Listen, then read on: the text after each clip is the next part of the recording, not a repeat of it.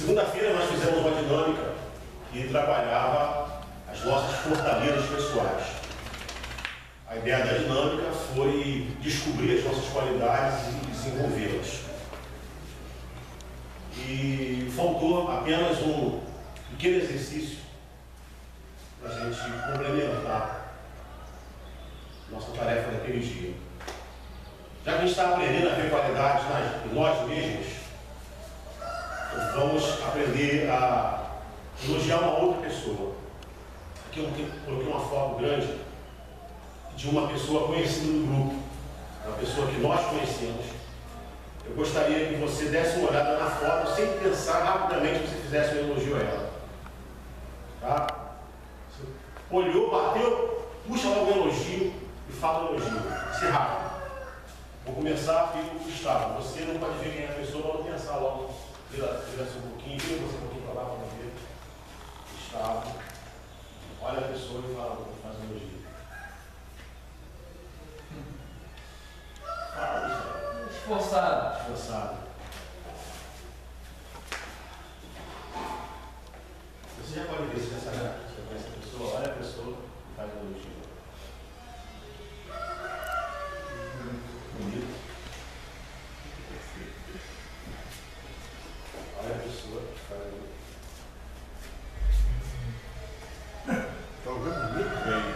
Bem agradável. Olha a pessoa que faz um elogio. Esforçado. Esforçado.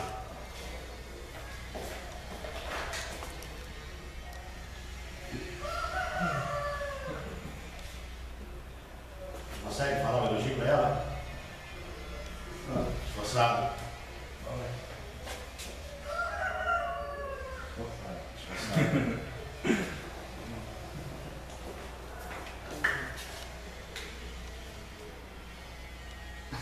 Tentando viver. Tentando viver. Não é meu elogio, não, mas.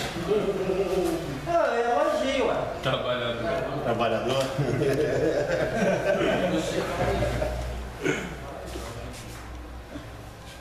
Esforçado. Vira assim, só ele é o único elogio aí, não pode ver quem é essa pessoa. Ó. Sincero. Sincero. Bom. Perseverante. Perseverante. E você aí, qual é o elogio que você dá para essa pessoa? Ou seja, você mesmo. É isso aí, gente. Pode sentar.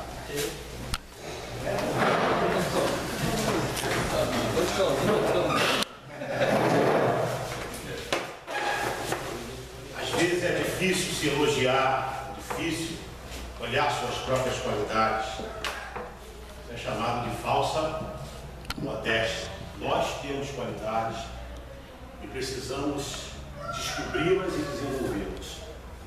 Assim como também temos as nossas imperfeições. Diante do contexto social, do contexto histórico, do momento em que vivemos, porque virtudes e não virtudes depende muito da época, da história, da cultura, do grupo que estamos inseridos. Mas, diante da nossa realidade, nós temos as virtudes, as qualidades, temos as imperfeições. Essas imperfeições, elas precisam ser aceitas. Pode virar, pode virar. Essas imperfeições,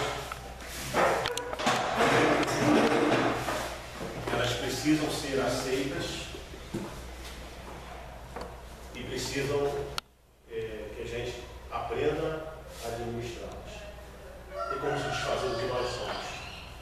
Nós podemos administrar e transformar, inclusive, aquilo que pode ser um defeito, transformar em algo produtivo, como a gente tem ensinado a vocês quando a gente aprende disso, quando a gente fala de sublimação.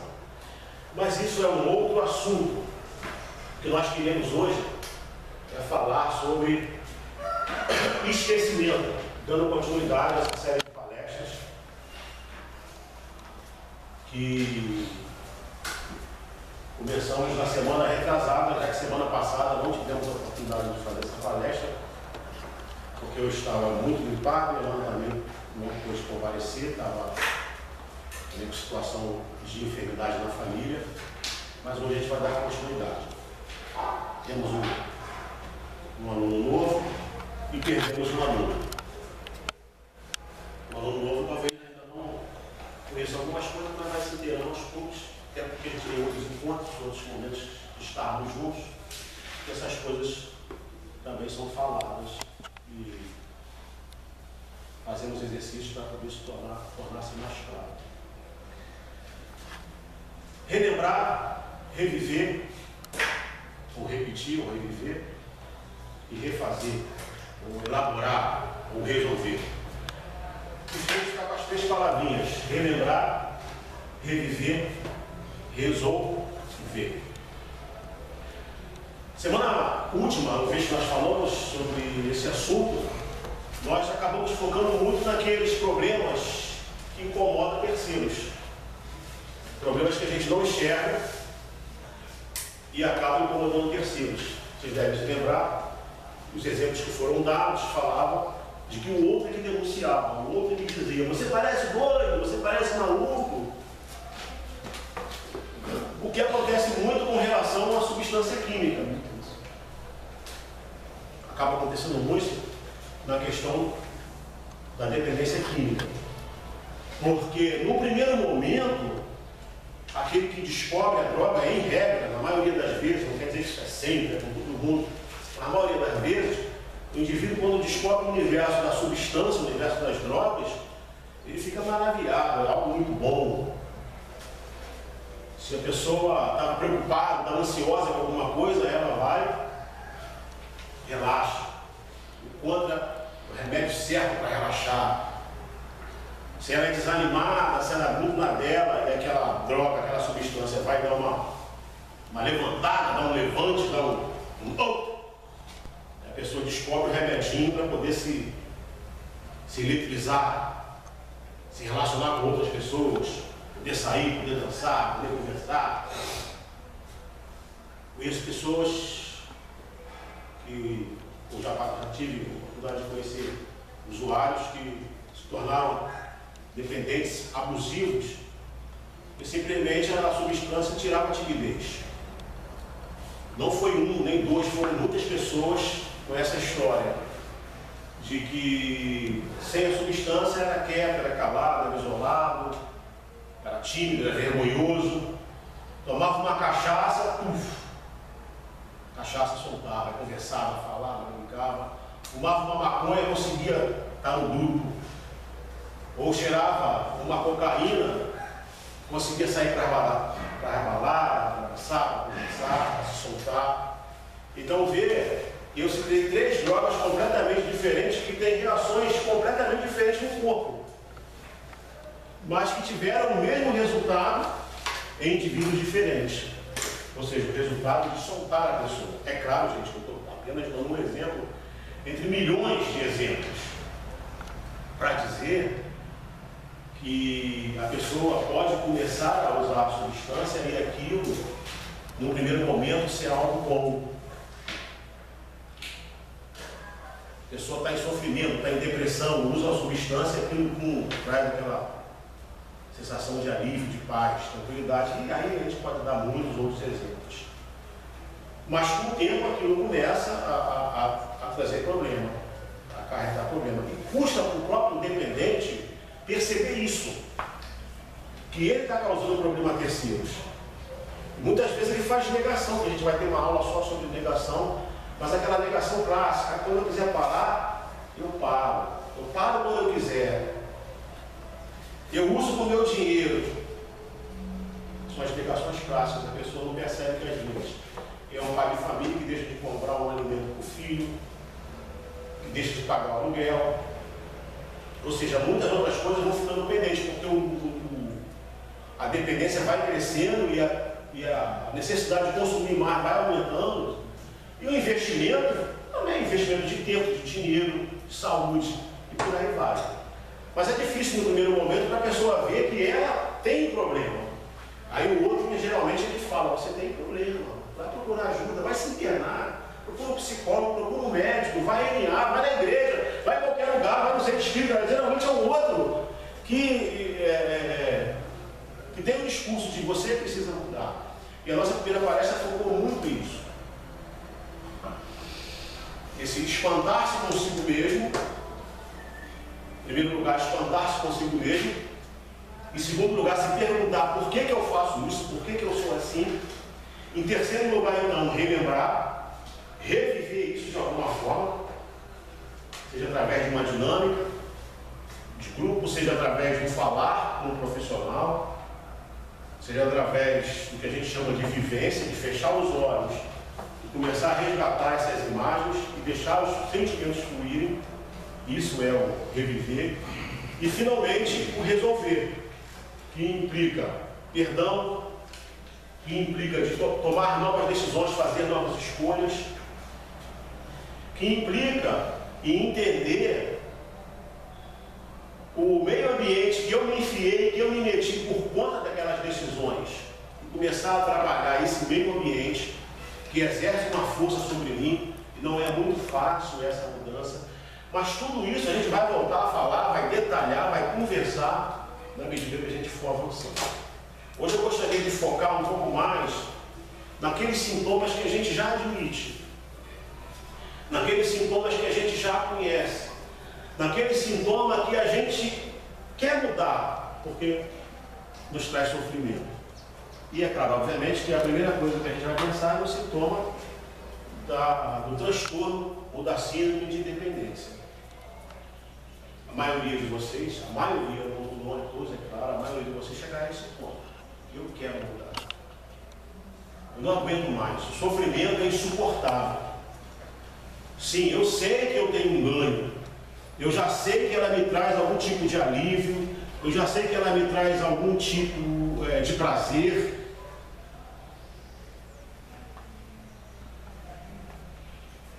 Eu reconheço o ganho, mas o sofrimento também é imenso. Eu não suporto mais. Eu lembro a história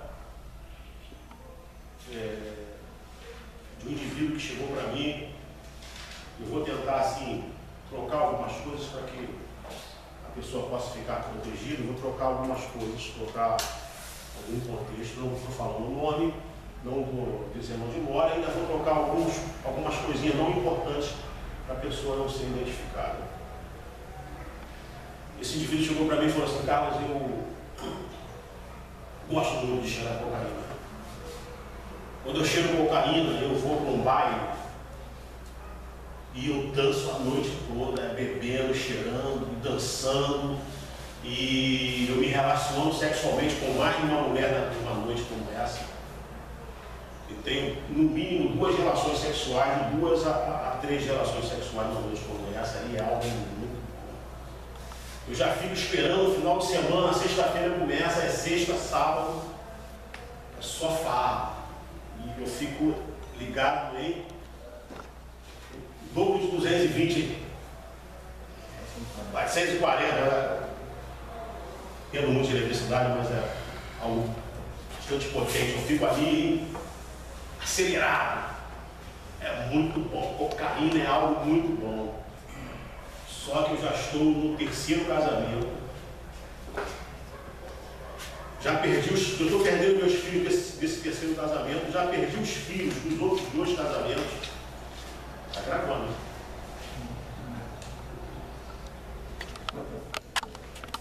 Filhos dos outros 2 casamentos. Um filho meu não fala comigo, o filho mais velho não fala comigo, ele mal comigo, isso me dói muito. Eu já fui oficial das Forças Armadas, já perdi minha patente, fui expulso. Ele especificou qual era a força, eu fui expulso. Eu tenho uma profissão, sou médico, mas já perdi o meu CRM. Não posso atender mais.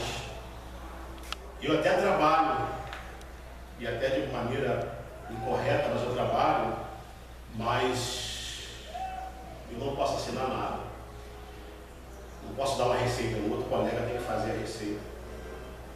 Eu até trabalho de forma clandestina, perdi tudo. A pessoa até se arrisca, até se arrisca por mim, por pena. Porque Porque eu sou um bom profissional. Sou um bom profissional, mas eu tenho essa doença, essa desgraça na minha vida. Meu carro já está com busca e apreensão, próximo de perder meu carro. Eu vivo na casa da minha mãe de favor, ouvindo história da minha família, ouvindo história dos meus irmãos. Porque o dinheiro que eu ganho vai tudo embora. Não quero mais isso na minha vida. Então, uma pessoa que tem um sintoma, porque a gente precisa lembrar isso que eu já falei para vocês em outras aulas, quando a gente voltou, está começando a gravar essas aulas, vai ter uma aula especial para falar sobre isso. Que tipo de doença é essa? É uma doença incurável, progressiva, fatal e determinante. Não tem cura. Por isso só existem dois tipos de adicto: adicto em ativa, o adicto que está usando, e o adicto em recuperação. Não tem cura, mas tem tratamento. Não tem cura porque eu não posso tomar o primeiro gole. Não posso dar o primeiro teco. Não posso dar a primeira tragada. Eu sou uma pessoa impotente diante dessas substâncias. Então é uma doença, mas ela é uma doença sintoma. O que é isso, doença sintoma? A gente pode fazer uma analogia, uma comparação com a pressão alta, hipertensão, por exemplo. A gente sabe que a hipertensão, ela pode ter suas causas genéticas. A pessoa já pode nascer com predisposição a ser hipertenso. Mas a gente sabe que o hipertenso, além de tomar a medicação, ele precisa ter outros cuidados, como, por exemplo, evitar o sal, evitar a obesidade, evitar o aborrecimento. Para apenas citar 3 fatores.